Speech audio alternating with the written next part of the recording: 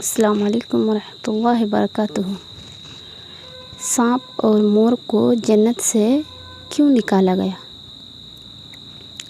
جب شیطان مردود ہو گیا اور حضرت آدم علیہ السلام کو سجدے سے انکار کیا تو اللہ تعالیٰ نے شیطان کو جنت سے نکال دیا۔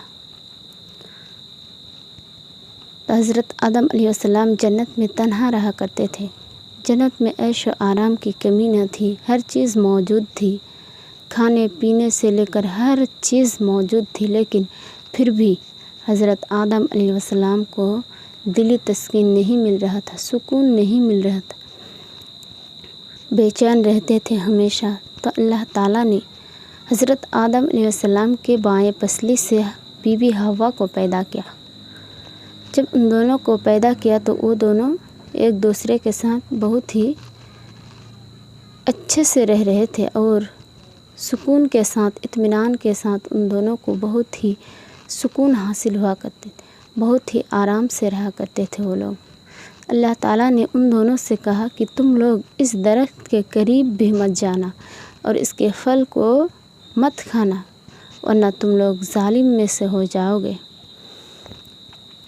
اس وقت جنت میں مور اور سانپ بھی رہا کرتے تھے اور وہ دونوں باہر آیا جایا کرتے تھے، اور سانپ کے پیر بھی ہوا کرتے تھے، اور سانپ کے منہ سے ابر کی خوشبو آیا کرتے تھے، اور مور کی پیر جو ابھی بدصورت ہے بہت ہی زیادہ خوبصورت ہوا کرتے تھے۔ تو وہ دونوں ایک دن جنت سے باہر آئے تو ان کی ملاقات شیطان سے ہوئی۔ شیطان نے ان دونوں سے کہا کہ ہمیں بھی جنت میں لے کے چلو۔ تو ان دونوں نے کہا کہ ہمیں خوف خدا ہے، ہم تم کو جنت میں نہیں لے جا سکتے ہیں۔ تو شیطان نے ان دونوں کو دوستی کا واسطہ دیا، اور تو شیطان کی بات وہ دونوں مان گئے۔ سانپ نے کہا کہ تم سانپ بن جاؤ اور مور تمہیں نگل لیں گے، اسی طرح تم کو جنت میں لے کے جائیں گے تو کوئی دیکھ بھی نہیں پائے گا اور تم جنت میں چلے جاؤ گے۔ اسی طرح ہوا، مور نے سانپ کو نگل لیا، پھر جنت میں آ کر اسے باہر نکال دیا۔ اس طرح شیطان جنت کے اندر آ گئے۔ پھر اس کی ملاقات بی بی حوا اور حضرت آدم علیہ السلام سے ہوا۔ تو شیطان نے کہا میں تمہارا دوست ہوں، اور تم لوگ اس پھل کے قریب کیوں نہیں جاتے ہو اور اسے کیوں نہیں کھاتے ہو؟ تو ان دونوں نے کہا کہ ہمیں اللہ تعالیٰ نے منع فرمایا ہے۔ تو پھر جب حضرت آدم علیہ السلام سو گئے تو بی بی حوا علیہ السلام کے پاس آیا اور کہنے لگا تم لوگوں کو اس پھل کے قریب جانے سے اس لیے منع کیا کہ تم لوگ اس کے کھانے سے فرشتہ بن جاؤ گے اور ہمیشہ ہمیشہ کے لیے جنت میں رہو گے، اس لیے اللہ تعالیٰ نے تم لوگوں کو اس پھل کے قریب جانے سے منع فرمایا ہے۔ تو بی بی حوا علیہ السلام ان کے کہنے پر مان گئے، اور بہت ہی زیادہ شیطان ان کو اصرار کرنے لگے تو وہ مان گئے۔ پھر جب حضرت آدم علیہ السلام بیدار ہوا تو ان کو بھی بہت زیادہ اصرار کیا تو وہ بھی مان گئے، اور وہ دونوں اس پھل کو کھا لیا۔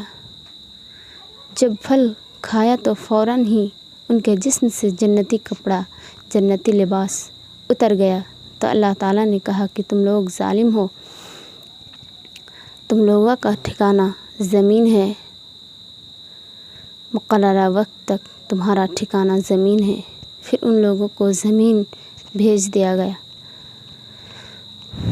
اور سانپ کے منہ سے جو ابر کی خوشبو آیا کرتے تھے اللہ تعالیٰ نے اس کو چھین لیا اور کہا کہ تمہارے منہ میں زہر دے دیا ہوں، اور اس وقت سے سانپ کے منہ میں زہر ہو۔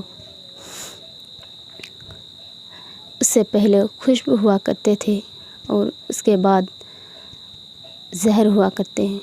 پھر جو مور کا خوبصورت پیر ہے، جس پیر سے اس کو جنت میں لایا تھا، اسی پیر کو اللہ تعالیٰ نے بدصورت بنا دیا، اور سانپ کا خوبصورت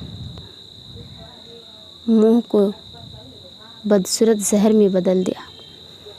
خوبصورت خوشبو کو جس منہ سے انہوں نے مشورہ دیا تھا، اس لیے उन दोनों को जन्नत से निकाल दिया